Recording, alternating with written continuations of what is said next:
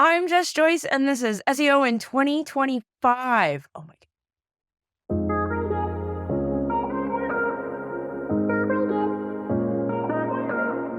Jess, what's your number one SEO tip for 2025?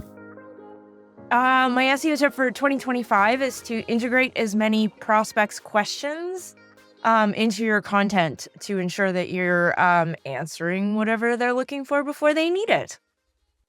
So starting at the beginning of that particular point, how do you know who your prospects are? Well, most of the companies we work with have like ICPs, ideal customer profiles that they're looking to target in some sort of way, right? You're not targeting everyone, because if you're targeting everyone, you're targeting no one. So really at the end of the day, you need to know who you're targeting, and those people will have questions before they ideally are converting to a lead or an MQL or an SQL, whatever those marketing terms are that have. So, and most of the companies that we work with have sales teams. So people end up having these sales teams that have like endless amounts of questions that people are asking. And we've been doing a lot of work with answering those questions before they get to the sales teams with the website. Since everyone is highly educated and highly interneted. Yes. Why not? And they can answer these questions themselves, right? Like people don't want to talk to a sales teams unless they're really at that qualification stage, right? Like to pushing the big red button of like, please, yes, take my money in order for you to help me do the thing. So why not answer those questions before you can even have a salesperson talk to them?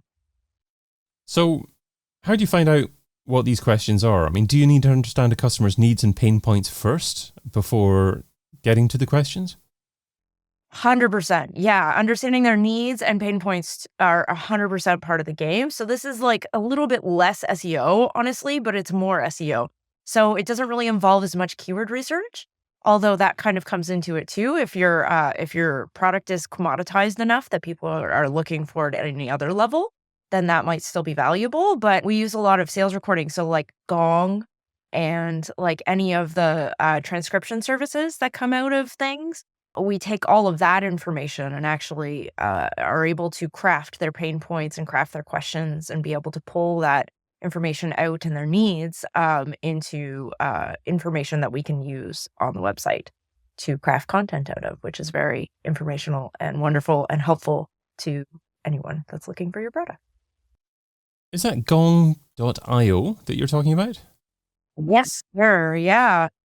I've never heard of it before. How would you summarize it? It's kind of like a transcription service for sales. Specifically, it reads and it has some sort of AI behind it, AI in air quotes, that summarizes your sales recordings and pushes that information around to the right parts of the sales organization. But it's incredibly helpful. It's incredibly helpful, and we can take that information and organize it in a way that's helpful to SEO. How do you know you're answering the right questions? Fantastic question. And that's why we take the sales recordings, because if we're using keyword data, like the intent of stuff sometimes doesn't match your ICP and who you're targeting and your business needs and all these other things that end up being layered in onboarding docs and all these things that are going around to your product. But if we use sales recordings, then we know that a prospect is actually looking to answer that question from a salesperson or from an intake form or from a lead or from some sort of sales funnel somewhere. So somebody's looking to answer that question. So it gives it more intent than something coming out of a search, keyword research kind of spot is what we're finding. So you can't exactly quantify it with like a number that's out there that's ominous in the internet. But you can quantify it because it's closer to your need set. Got you. Okay. So I'm still on this Gong website, just trying to figure out how it works and thinking about things and how it integrates into your particular tip. So essentially what you're saying is take every conversation that your sales team has, maybe your customer service team has, put it into AI and get it to make sense of it, seeing where the questions are, what the repetitions are, and then come up with an ordered list of questions from there.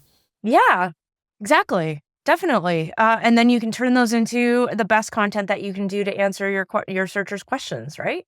FAQs, service pages, feature pages, use cases. The list is endless that you can create content for. Blogs. Everyone loves a blog.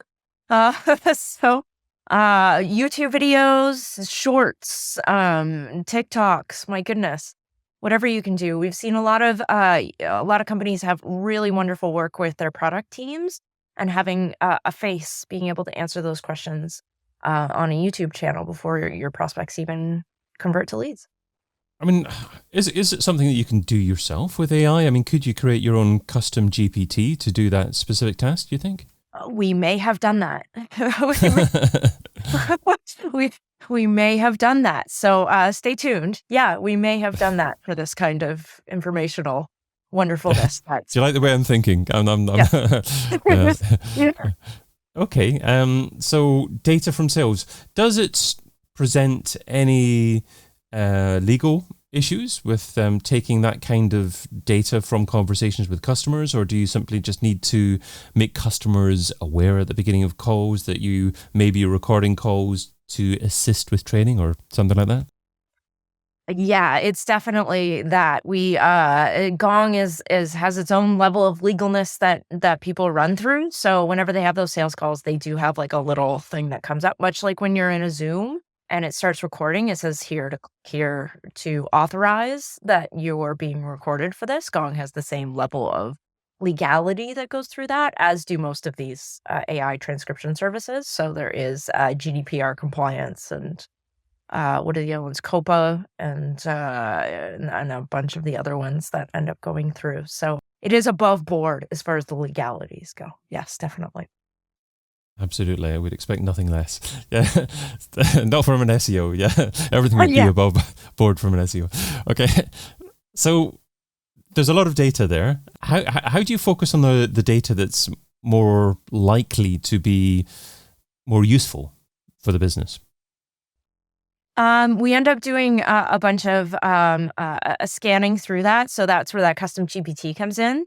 There's a wonderful human out there, Steve Toth, who's done a bunch of regexing. He uses regex throughout to find questions that are helpful to the business. So we've taken that application and applied it to this use case. So he takes like a regex of who, what, where, when, why, and like a bunch of other things that are need set in the conversations. And you can scroll through the conversations to find the appropriate information and take that out of there, which is essentially the GPT. And what information does it spit out? I mean, does it just spit out commonly asked questions, or is there more useful information in there as well? A little bit of both. It's more so questions is really what you do. And then I usually do a precautionary peruse of the entire set just to make sure that we're getting everything out of there. So it's not perfect by any stretch of the imagination, which is why we haven't released anything. But yeah, ideally, it spits out the best questions or the most commonly asked questions. A bunch of like sales data and like CRMs do this too. We have a customer who's doing this with Asana at the moment, that they're surfacing the best questions that are coming out of their Salesforce too. So I think there's different ways to slice this as well. This kind of need set. This is just one use case that we're using for it. So frequency of questions being asked, is that the best way to actually determine the best questions? Yeah, it's kind of like a different way of doing keyword research, right? Like if you can put a number to it, then you can put value to it and you can get buy-in from your organization. And you can be like, 5 people have asked this question. Maybe we should answer it before they get to you guys, right? Helps sales out, helps in like integration out, helps everyone out. And then sales can also point to the website too, because that's always a thing that we're finding with people is that sales always wants more information on the website too. So, and then you're building your FAQs, you're building your answer engine to feed into the search engines and to feed into the AIs too. So I like this approach. Can you take data from other sources as well? 100%. Yeah, this is limitless, honestly. This is just the first use case that we've used this for, is for sales data, just because it is the most established that we've seen throughout the organization since we work with B2B SaaS. A lot of them already have this flow established with their organizations. Yeah, this just could be used in any case, right? Like take away the idea of like keyword research as a normal traditional thing, and you can build your own keyword research out of this for your own use cases and your own ICPs, which we found is endlessly beneficial. So what does the content production process look like? What's the optimum way to answer those questions and publish those questions? That's when it gets really fun, honestly, in my opinion, because then we can talk to our internal stakeholders and figure out what their pipelines are and what they're looking at publishing and what they have capacity to publish. So sometimes that turns into any kind of content, whether it be like competitor content, comparison content, whether or not we have a client who's comparing the old way of doing things to the new way of doing things because of this. Use cases, like I've said, use case feature pages, answer questions about pages. My goodness, we could just go on and on. Or in my dream scenario, this would be bubbled up to the homepage so that people would just like get their information out of the gate and be able to click that button to get started, right? But homepages usually have a lot more stakeholders than just SEO. So those ones are a longer trial to get there. So what does success look like? How do you measure the impact of what you're doing here? We measure it back by the same way that we do everything. Leads, conversions, people staying on the site longer, people pushing more buttons, doing all those wonderful things that they do. Most of the companies that we work with have multiple ways that people are testing conversions. And then we make our own data dashboards for things, data boxes and Looker Studio dashboards and things for all these wonderful metrics that come through. Looker Studio, so that's a nice integration there as well for visualizing things. Mm-hmm. If an SEO is struggling for time, what should they stop doing right now so they can spend more time doing what you suggest in 2025?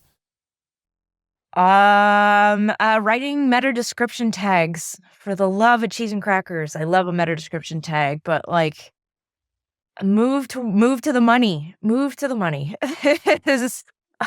Google rewrites that stuff, what, like 70% of the time these days? So maybe for your highest traffic pages, but like if you got thousands of blogs, just don't. Leave it at the doorstep.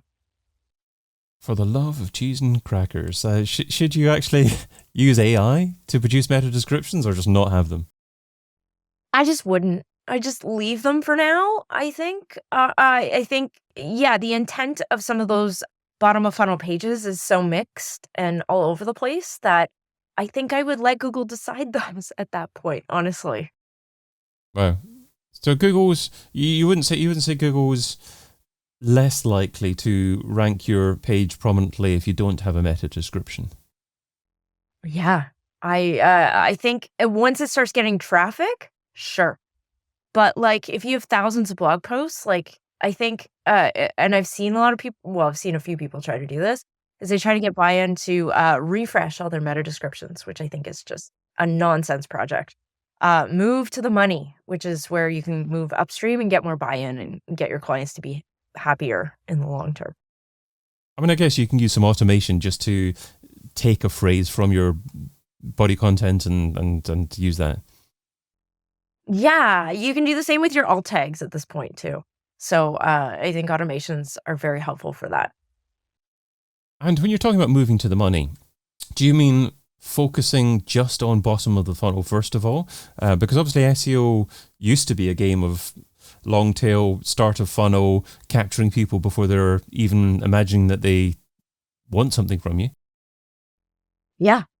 And that doesn't really change because I think what I'm saying is answering their questions before they know they want you is definitely still that SEO long tail game, because answering these questions don't really have keyword search volume at this point, right? You're kind of creating that demand with answering those questions. So I think it's still the same game. I'm just moving in a different way, and it's a different application of our SEO game. Got you. So start a funnel, but it's just targeting zero volume keywords rather than actually massive volume keywords. Exactly. Yeah. It's an application of zero volume keywords. Yeah. Which it has its own world of stuff, but this has applications for it, which I think is valuable.